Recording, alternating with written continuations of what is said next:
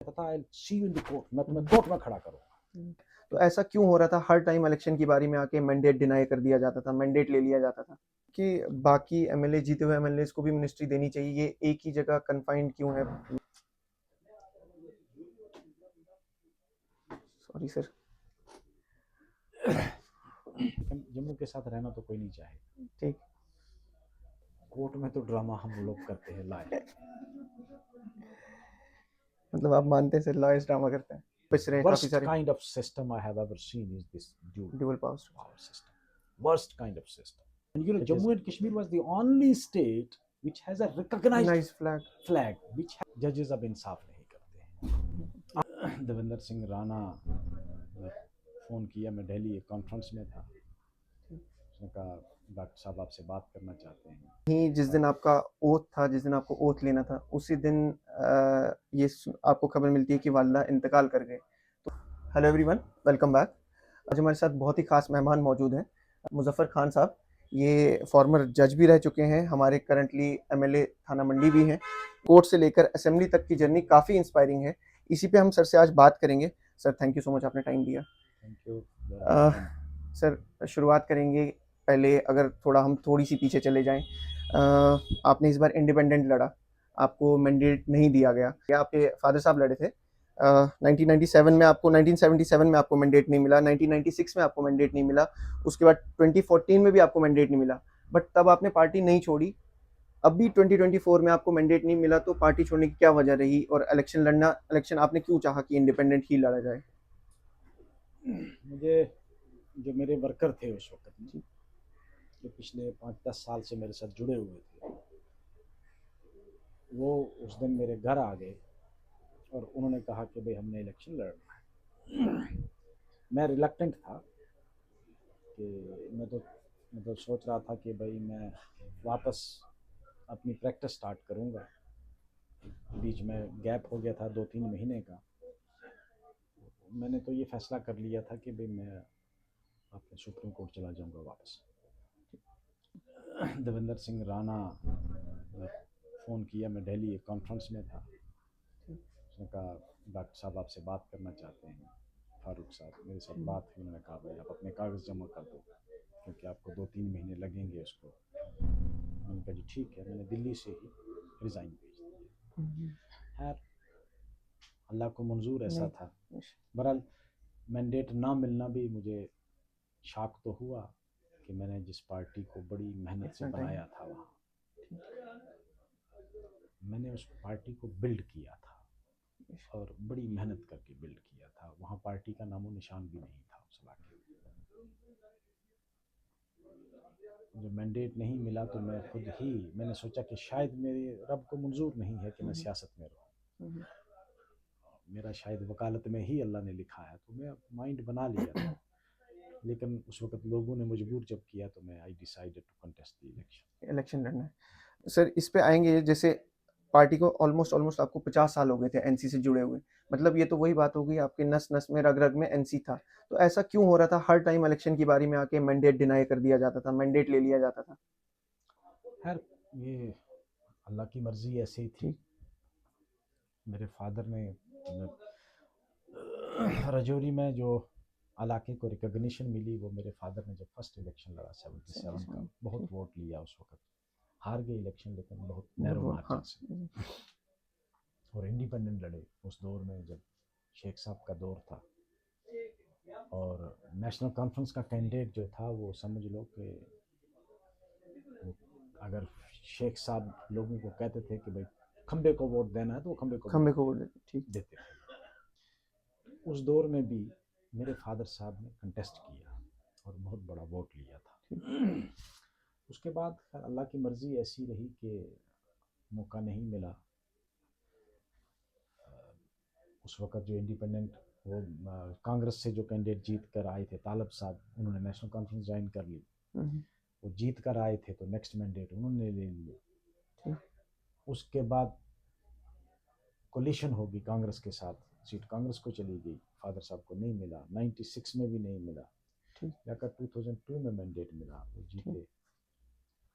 2008 का इलेक्शन हारे, 2014 में फिर मैंडेट नहीं दिया। फिर से मैंने तो लेकिन मैं लोगों के साथ जुड़ा रहा। मेरा जो लोगों के साथ बैठना उठना, जो खासकर जो गरीब तबका के लोग थे, मेरा उनके साथ ताल्लुक रहा, जुड़े रहे मेरे साथ। और इलेक्शन में भी गरीब तबका मेरे साथ रहा। ठीक। जितने भी पैसे वाले लोग थे, ऑफिसर तबका लोग थे, वो सारे मेरे साथ नहीं थे। मेरे साथ गरीब लोग जुड़े रहे। गरीब आवाम। और आज भी मेरे साथ आप देखोगे कि गरीब लोग जुड़े हैं। तो जब उन लोगों ने कहा कि आपको इलेक्शन लड़ना है, तो मैंने कहा ठीक है भाई, अगर ये लोग चाहते हैं तो हार जीत अल्लाह के हाथ में, लड़ेंगे। Then I decided. ठीक सर। सर इलेक्शन हुआ, आपने इलेक्शन जीता, उसके बीच में ही जिस दिन आपका ओथ था, जिस दिन आपको ओथ लेना था, उसी दिन आपको खबर मिलती है कि वालदा इंतकाल कर गए।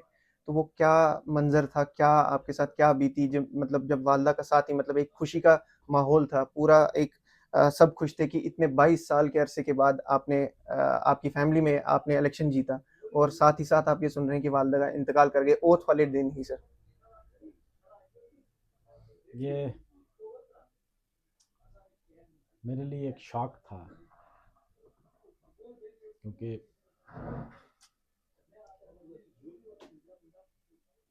Sorry sir.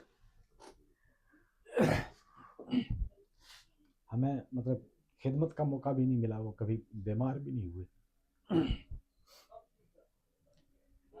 बड़ा शॉक था मेरे लिए। और उससे खैर अल्लाह की मर्जी इतनी, उनकी ज़िंदगी इतनी थी। लेकिन मेरे लिए वो मेरी जीत, मेरी कामयाबी, चाहे मैं सबसे ज़्यादा बॉन्डिंग आप ही के साथ थी वालदा की। वकालत में भी, और मैं जज भी बना, मैंने वकालत की सुप्रीम कोर्ट में, हाई कोर्ट में, तो ये सब उनकी दुआओं का सिला था। और मेरे साथ उनका एक बड़ा खुसूसी लगाव भी था। बड़े बेटे और भी थे। अक्सर अक्सर दुआ किया करते थे मेरे लिए, अक्सर। तो उन दुआओं से भी महरूम हो गया मैं। लेकिन आपने जो कहा ना नेशनल कॉन्फ्रेंस का, तो मैं जिस दिन मैंने इंडिपेंडेंट इलेक्शन लड़ने के लिए फ़ैसला किया, तो हमारे घर पर नेशनल कॉन्फ्रेंस का झंडा लगा हुआ था। तो जाहिर सी बात है, हमारी मतलब पूरी ज़िंदगी जो है नेशनल कॉन्फ्रेंस को दी थी। तो अब मुझे अपना सिंबल मिला था, सिलेंडर। तो सिलेंडर का झंडा लगाना था। तो कुछ नौजवान लड़कों ने नेशनल कॉन्फ्रेंस का झंडा जो था वो उतारा। तो कुछ नौजवान गुस्से में थे, वो उसको फाड़ने लगे। तो मेरी वालदा ने उनको नहीं फाड़ने दिया। उन्होंने कहा नहीं, इस झंडे का कोई कसूर नहीं है, झंडा मत फाड़ो इसको। 50 साल से उसको फोल्ड किया और अंदर जाकर रख दिया झंडे को। हालांकि बहुत गुस्से में थे कि भाई नेशनल कॉन्फ्रेंस ने मैंडेट नहीं दिया, लेकिन उस झंडे की कदर दिल में ज़रूर थी। झंडा उतारा लेकिन फाड़ने नहीं दिया। कहा झंडे का क्या कसूर है, इसको मत फाड़ो। उसको अंदर ले गए, अंदर रख दिया जाके। तो वो एक मतलब मेरे लिए एक मॉरल बूस्टिंग थी। मेरी वालदा जो थे बड़ी खुददार थे, और अपनी ज़िंदगी जो थी उन्होंने बड़ी स्ट्रगल भी की, स्ट्रगल में ज़िंदगी भी गुजारी।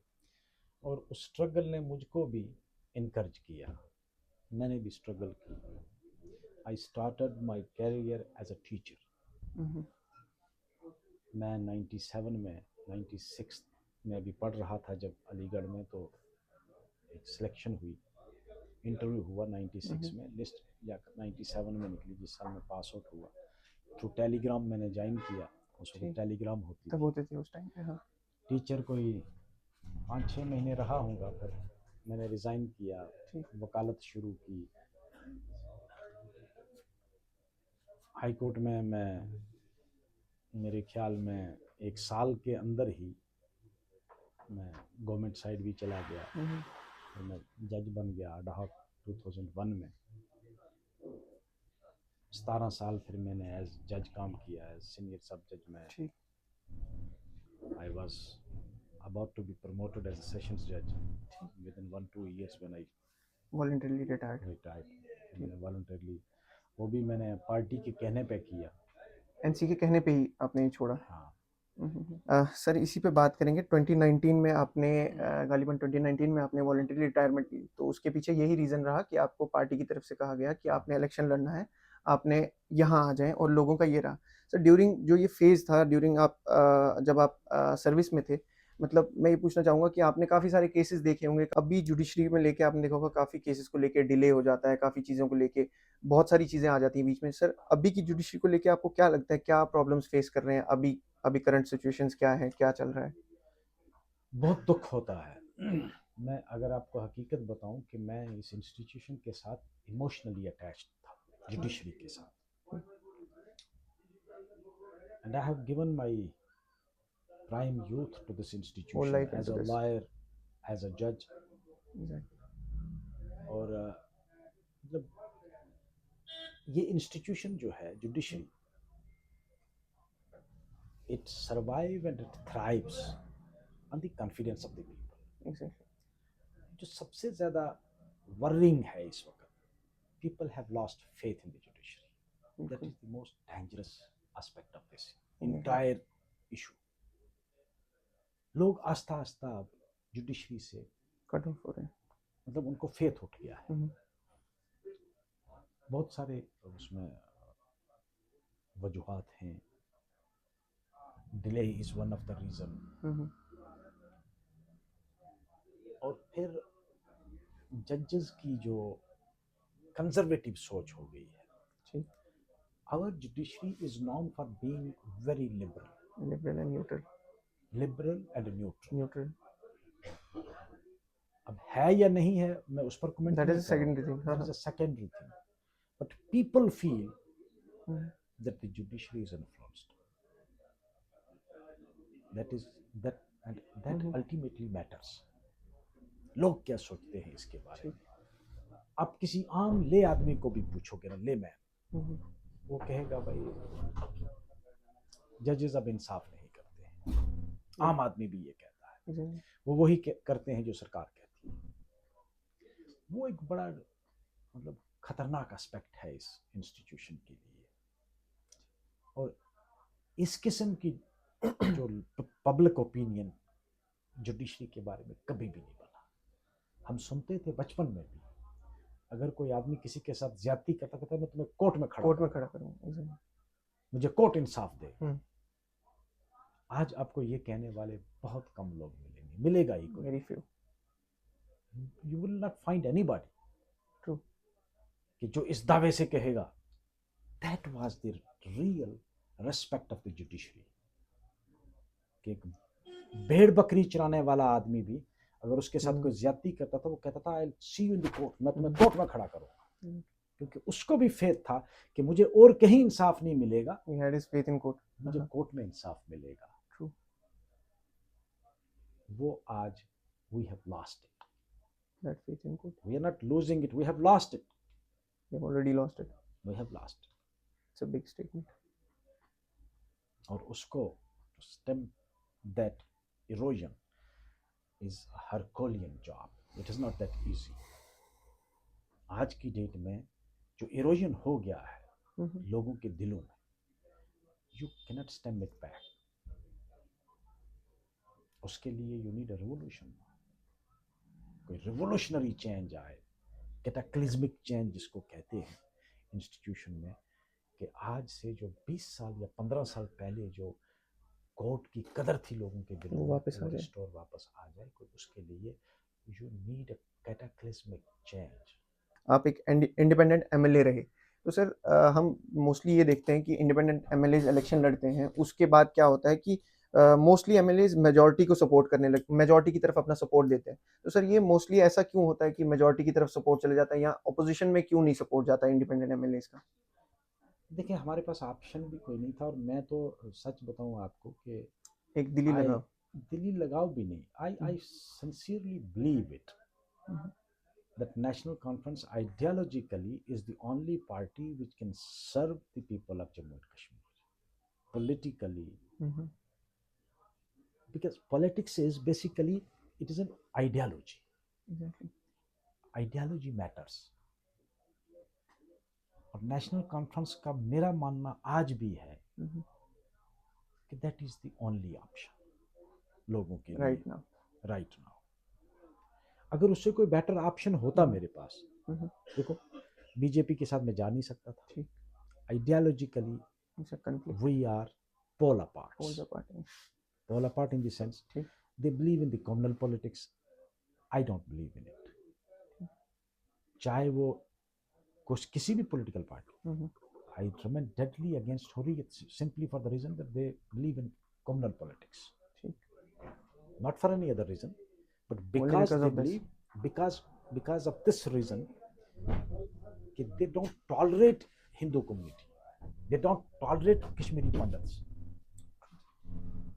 In those days, I was, from the core of my heart, I was against it. Against the Hurriyat leadership. Simply for this reason. ठीक। Equally, I am against BJP. the BJP and RSS because they don't respect the other religion. They treat that this nation belongs to them only. That was the ideological difference. I was pole apart ideologically from BJP and RSS. I'm not a man who believes in the politics of convenience.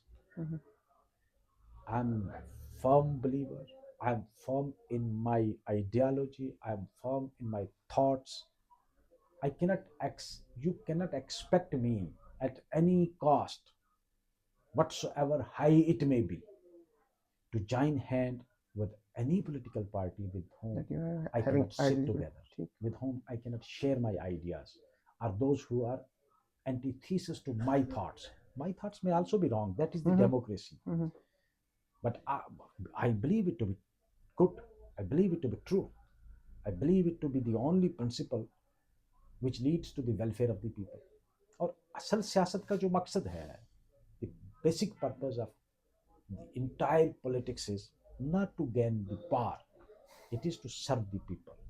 तो मुझे लगा कि इस वक्त in order to serve the requirement, political as well as developmental need of the people can be served by So that means कि national platforms. if next time you ever get a chance, you will be fighting on a party's ticket. मतलब party के ticket पे लड़ेंगे. I can't say. I may contest again as an independent candidate. That is not. I have not yet joined any party.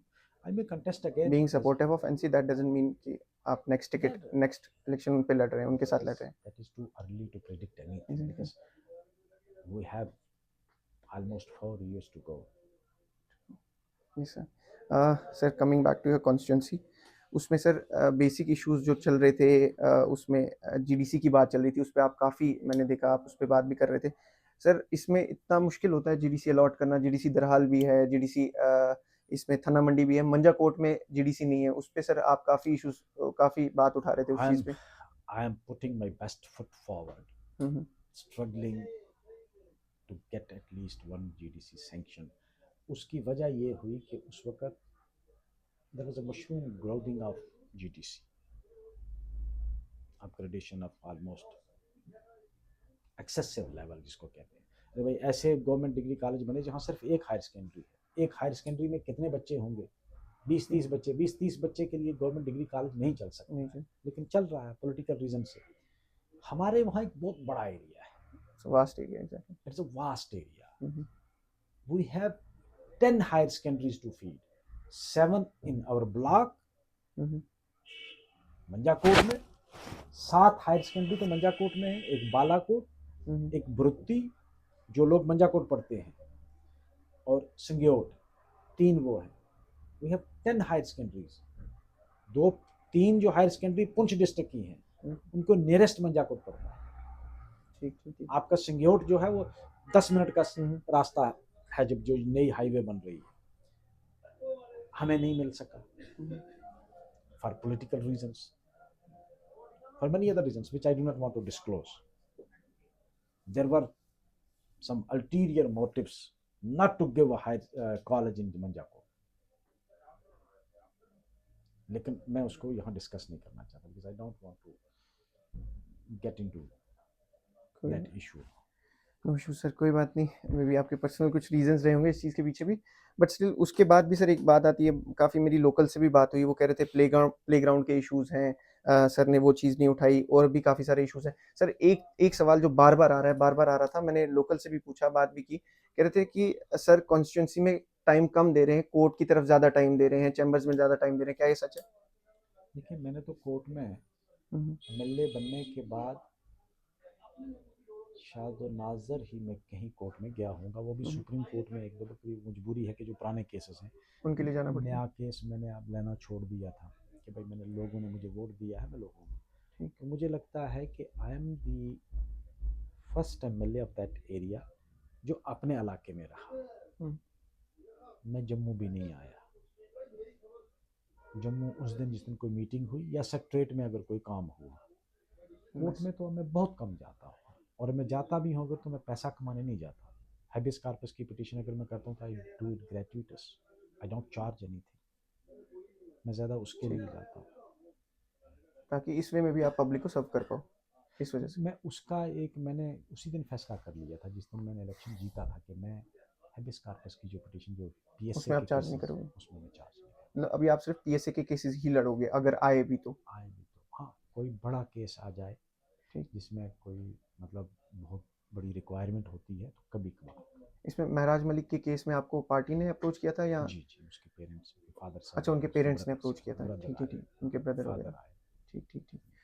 Sir वापस बात करते हैं, अभी assembly में एक इशू चल रहा था सर, आपकी मैं स्पीच सुनी थी, उसमें ड्यूअल फ्लैग, ड्यूअल कॉन्स्टिट्यूशन पे बात चल रही थी, उस पे काफ़ी आगे से भी अपोजिशन से भी काफ़ी बातें आई उस चीज़ पे। सर मैं चाहता हूँ कि ये ड्यूअल फ्लैग क्या पॉसिबल है अब, ड्यूअल कॉन्स्टिट्यूशन पॉसिबल है अब, अभी जो करंट सिनेरियो जो चल रहा है उसको मद्देनजर रखते हुए? देखिए, फ्लैग की तो there is no restriction at all. Flag हो Legally सकता है। speaking, legally speaking, there is no restriction.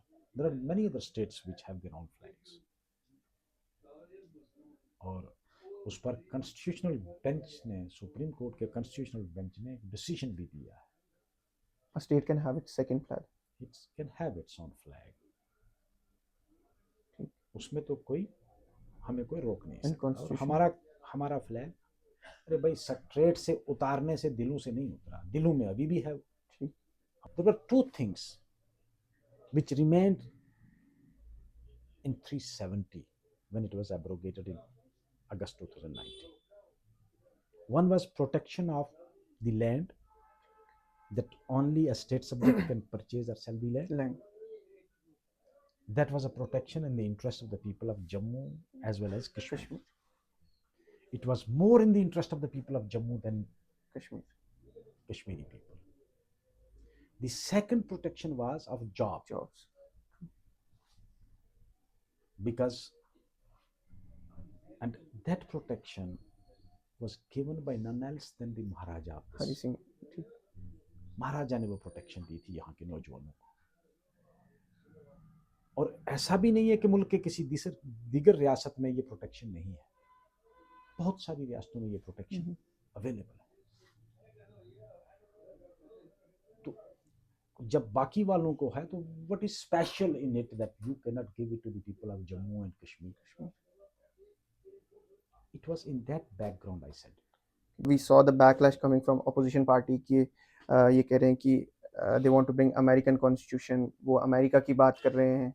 मैंने अमेरिका की मिसाल दी थी, मैंने ठीक। कहा अमेरिका में every state has its own flag and its own constitution. Sir but isn't it कि हमारा कॉन्स्टिट्यूशन भी बोरोड है, इट्स मतलब टोटली नहीं, बाकी हर जगह से, कि अगर हम पॉलिटी पढ़ते हैं उसमें ये चीज़ है, आप तो सर ज़्यादा जानते हैं इस चीज़ में। लेकिन our constitution, most part is borrowed from America, ठीक। Canada, ठीक। then Australian constitution. ठीक। Most part constitutional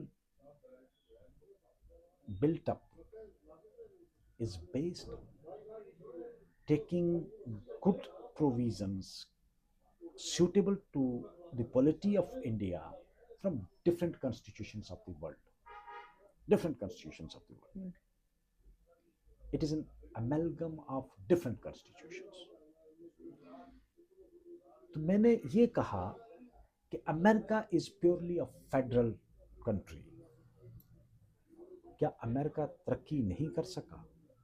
क्या वो यूनाइट नहीं रह वर्ल्ड सका? Power it's a big country super power as well. And super power as well, it's a developed country. तो ये कहना कि भाई दो कॉन्स्टिट्यूशन होने से मुल्क को कोई नुकसान होगा, तो मुल्क को फायदा हो सकता है, नुकसान तो नुकसान कोई नहीं नहीं हो हो सकता। सकता। ठीक। The flag is basically, it is an identity. You know, in 2024, Supreme Court has also approved its own flag. You have flag of the police department. You have flags of different units of the army. They have their own flag. Right.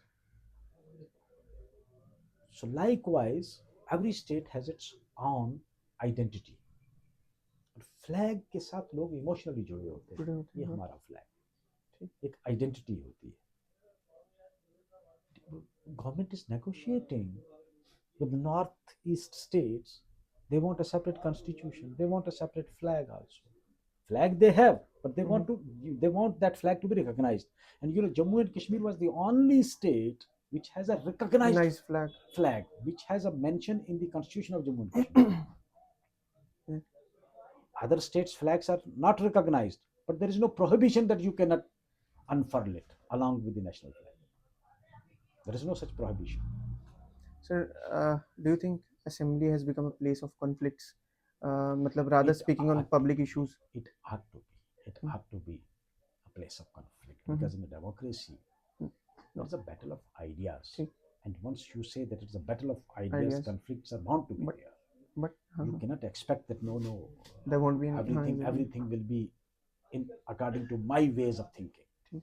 Somebody else may think differently. That But- is the beauty of the democracy. But sir, rather speaking on public issues, we are putting up personal interest, personal conflicts. अभी हम आए दिनों देख रहे हैं कोई किसी They को crop ताने up. मार रहा है। They कोई- crop up. They crop ठीक। up in the discussions. There is no doubt in it. Some unsavory comments. They also crop up in the discussions. But Really? that is a part of the democracy, because we have a, you can say that a boisterous democracy in India. It is not that refined democracy of West or UK. It's Indian democracy. It's a boisterous. And sir बात करेंगे ministries की। Sir, don't you think कि बाकी MLA जीते हुए MLAs को भी ministry देनी चाहिए? ये एक ही जगह कन्फाइंड क्यों है? मतलब कुछ गिने चुनो। That is the prerogative of the leadership of the national conference. वो जिसको देना चाहे। किसको देना चाहे, किसको नहीं देना। बट इससे वर्कलोड कम नहीं हो जाएगा सर? अगर सब वर्कलोड, वो मैं भी महसूस करता हूँ कि भाई वर्कलोड डिस्ट्रीब्यूट करना चाहिए, क्योंकि एक ही बंदे को 4-4 5-5 मिनिस्ट्री, सर इससे वर्कलोड उन्हीं का बढ़ेगा। मतलब ये कोई गलत डिलीवर नहीं कर पा रहे हैं। Exactly. You are right. Sir transport का इश्यूज, ट्रांसपोर्ट वालों के इश्यूज, और भी काफी सारे इश्यूज हैं। बहुत सारे इश्यूज हैं। और एक एक देखो, अगर आप देखेंगे एक एक मिनिस्टर के पास अगर इतने डिपार्टमेंट होंगे तो आखिर वो भी ह्यूमन बीइंग है। एग्जैक्टली। वो इतने डिपार्टमेंट्स को कहाँ देख पाएगा? True. फाइल्स कहाँ देख पाएगा? वो उनकी ग्रीवेंसेस कहाँ सुन पाएगा?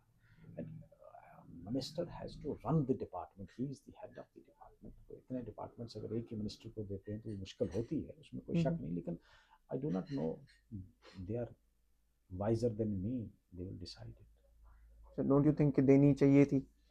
मैं तो फील करता हूँ कि भाई देनी चाहिए थी। मिनिस्टर्स दो तीन जो बनने थे वो बनाने चाहिए थे, ताकि थोड़ा सा वर्क डिस्ट्रीब्यूट हो जाए, वर्क डिस्ट्रीब्यूट हो जाए, बर्डन कम हो। डोंट यू थिंक कि ड्यूअल पावर स्ट्रक्चर में पावर टसल चल रहा है? पावर मतलब इसमें काफी सारे लोग पिस रहे हैं, काफी सारे। Worst kind of system I have ever seen is this dual power system.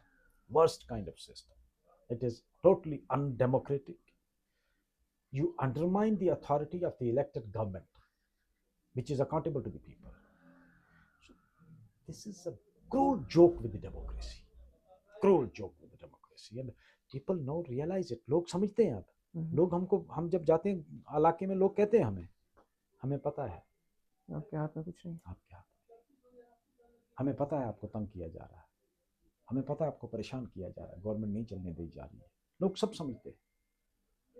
हम कितना भी छुपाएं, हम कितना भी झूठ बोलें, लोग खुद ब खुद समझते हैं।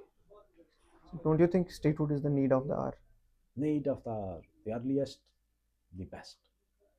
Otherwise, I fear कि कहीं कोई unrest न उठ जाए।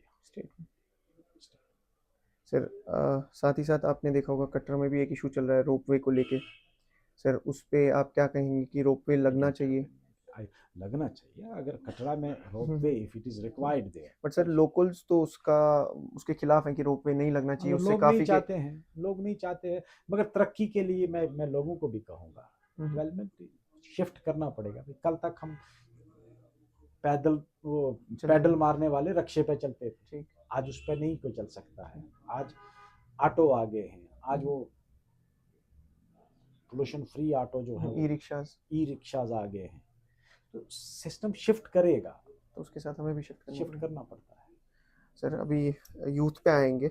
सर अभी कुछ टाइम पहले आपसे भी डेलीगेशन मिली थी यूथ के लेके, एज रिलैक्सेशन को लेके बच्चे लड़ रहे थे, काफ़ी प्रोटेस्ट भी हुए थे, हंगर स्ट्राइक भी हुई थी। सर उसमें हर साल बच्चों को एज रिलैक्सेशन मिलती थी। सर इस साल नहीं मिली, वही टसल चलता रहा। कहा गया सीएम सर ने साइन कर दी है, एलजी सर ने साइन करनी है, उन्होंने साइन कर दी है, तो ये फाइल ऐसी घूमती रही। सर बच्चों को लास्ट पे वो मिला जिस नहीं। वक्त किसी को डिनाई करना होता है ना, हम्म, तो उसको फाइल में ऑब्जेक्शन लगाया जाता है।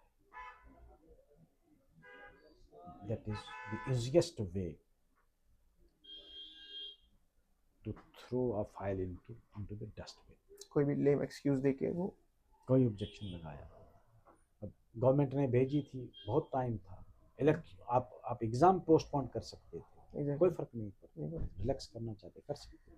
सर साथ साथ फीस फीस इशू सर 2 साल में 48 करोड़ प्लस इन्होंने फीस कलेक्ट कर ली है। जिनको जॉब नहीं मिली, सर इनको लगता नहीं कि इसमें फीस में थोड़ी कमी फीस कर कम लेनी चाहिए करनी थी? चाहिए, मतलब 1200 फीस ले रहे हैं। और वो बहुत ज्यादती है, फीस कम करनी चाहिए। सर जेकेएसएसबी दोनों तो गवर्नमेंट बॉडीज हैं। जेकेएसएसबी एक एक पोस्ट का 3-3, अभी कांस्टेबल की सर पोस्ट निकली थी। सर उसमें 4 पोस्ट हैं, एग्जीक्यूटिव, एसडीआरएफ, फोटोग्राफी और टेलीकम्युनिकेशन। सर ये चारों कांस्टेबल की ही पोस्ट हैं, इसमें वो अलग अलग चार्ज कर रहे हैं, मतलब एग्जीक्यूटिव से अलग, एसडीआरएफ से अलग। वो तो सर आप मतलब एक ही पोस्ट के लिए 24-24 भरना पड़ रहा है बच्चों को। वो ज्यादती है और बहुत गरीब गुर्बत है इस बहुत वक्त। ज़्यादा मैं सर। बताऊं आपको, लोगों के पास पैसा कोई नहीं है, नहीं सर बिल्कुल भी नहीं, बच्चे तो उम्मीद क्योंकि लगाते थे सर। क्योंकि बिजनेस ठप पड़ा है, पैसा सर्कुलेट होता है ना। How how many confidence. Circulates, आएगा किसी हाथ में तो सर्कुलेट होगा, पैसा आ ही नहीं रहा है। गुर्बत बढ़ रही है, हमारा जीडीपी गिर रहा है, और इस दौर में फीस इतनी नहीं लेनी चाहिए। एक एक अभी करंट 10 पोस्टें निकली हैं, उसमें बच्चों को मिनिमम 5,000 भरना है फॉर्म भरने के लिए, फिर ही जाके वो भर पाएंगे। वो ज्यादती है, जाती है। वो ज्यादती सर है। वही मैं गरीब आदमी, गरीब बच्चा जो है 5,000 हो ही नहीं सकता उसके पास। सर बच्चे हमसे उम्मीद लगाते हैं कि आप आवाज़ आगे करें, हमसे क्या होगा, वो जब आगे से ही फीस इतनी आ रही है तो उसमें। बहुत गलत है वो, मैं इस पर गवर्नमेंट से भी टेकअप करूंगा कि भाई। सर और ये दूसरी चीज़ सर मैं चाहूँगा आप ये भी आवाज़ उठाएं कि गवर्नमेंट जो एग्ज़ाम कंडक्टिंग बॉडीज़ हैं उसमें थोड़ी सी ट्रांसपेरेंसी आए, ताकि बच्चों को भी लगे कि जो प्रोसेस चल रहा है वो स्मूथली और फेयरली चल रहा है। सर मैं चाहूँगा कि आपकी तरफ से भी अगर रिक्वेस्ट हो सर, वो बच्चों देखें, को ही। ट्रांसपेरेंसी तभी आ सकती है जब अकाउंटेबिलिटी हो किसी एक ऑर्गेनाइजेशन, किसी एक सिस्टम के सामने। If you have more than one powers, ठीक। You have no one to question.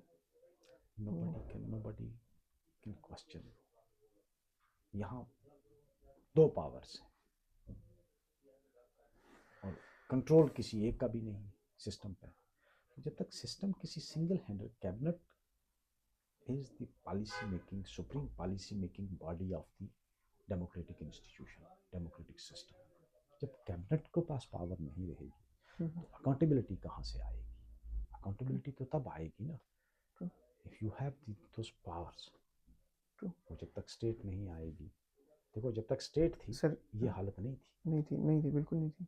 Sir state से ही आएंगे तो सर आपको लग रहा है कि स्टेटहुड अगर वापस मिल रहा है? सर यहाँ स्टेटहुड को लेके तो दूसरी बात चल रही है कि जम्मू को अलग स्टेट बना दो, कश्मीर को अलग स्टेट बना दो। बना दो अगर हम्म, बनानी है तो।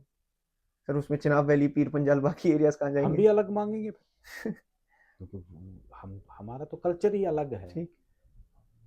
हमारा तो वहाँ की ज़बान अलग, टोपोग्राफी अलग, कल्चर अलग। हम भी कहेंगे हमें भी एक स्टेट दो। अगर अगर कैंची पकड़ के जम्मू कश्मीर को काटना ही है, हालांकि मैं इस हक में बिल्कुल नहीं, मैं तो कहता हूँ लद्दाख को भी वापस लाया जाए ठीक। और फिर हमको वही स्टेट दी जाए, क्योंकि लद्दाख वाले भी अब परेशान हैं, वो भी चाहते हैं कि हम लोग यूनाइट हों। वो चलो उनकी चॉइस है, पहले वो मांगते थे यूटी, अब जब हालात ऐसे हो गए तो अब मैं तो चाहूँगा वो मेरी that is my personal opinion, may be wrong. Sir ये जो जम्मू एंड कश्मीर की बात आती है सर, तो आपको लगता है जब अगर ये ऐसा, मैं नहीं चाहूँ ऐसा हो, अगर आपको लगता है ऐसा होगा तो जो हमारे विंटर जोन्स वाले एरियाज है, पीर पंजाल का एरिया हो गया, चिनाब वैली का एरिया हो गया, हमारा बनी बिसोली हो, तो ये जम्मू के साथ रखा जाएगा या उस साइड दे दिया जाएगा? अब ये तो मैं नहीं बता सकता, लेकिन जम्मू के साथ रहना तो कोई नहीं चाहे। ठीक अगर इस तरह की डिवीजन बात। होती है तो people will not look for their future with Jammu. Sir आपको लगता नहीं कि अगर इस चीज़ के अलावा अगर ये बात उठाई जाती कि एक थर्ड डिवीजन भी बना दिया जाए, क्योंकि हमेशा जब भी बात होती है जम्मू एंड कश्मीर, जम्मू की बात होती है, कश्मीर की बात होती है, बीच में चिनाब वैली, हमारा पीर पंजाल, ये इग्नोर कर दिया जाता है। सर आपको लगता नहीं फिर एक पंचाल तो कहते हैं है ही कोई नहीं, है ही कोई? वो कहीं नक्शे पे नहीं है, क्या करेंगे। उनको ही तो ST2 दिया था सर, पीर पंजाल को ही तो ST2 मिला है। ना डिवीजन भी है, आपका R&B डिवीजन पीर पंचाल है, एग्जैक्टली। लेकिन वो कहते हैं हमने तो कोई पढ़ा ही नहीं है पीर पंचाल का।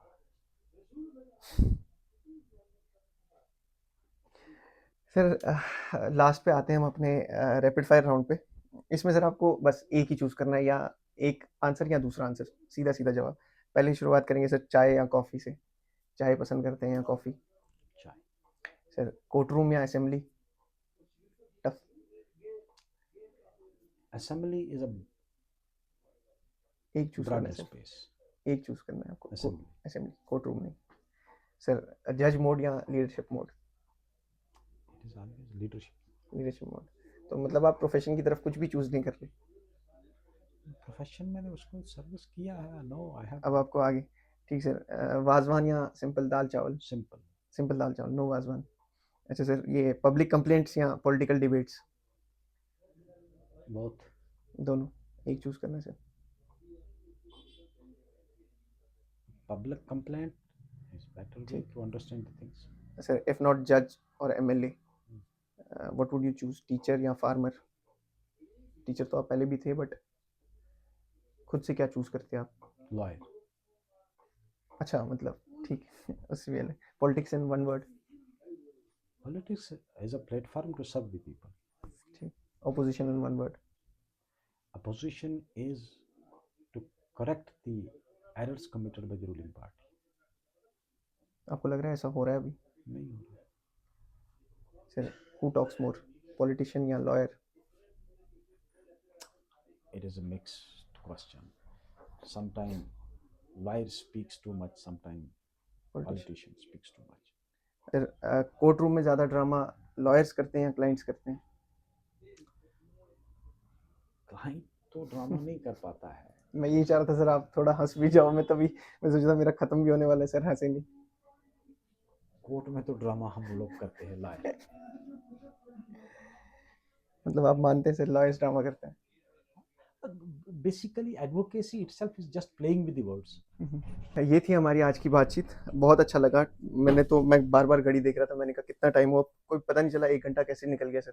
बहुत अच्छा लगा सर, बहुत अच्छा लगा आपसे बात करके, आपने टाइम दिया सर, उसके लिए थैंक यू सो मच। आपकी क्या राय है आप कमेंट सेक्शन में ज़रूर बताएं। मिलते हैं नेक्स्ट एपिसोड में। Thank you so much sir, thank you so much.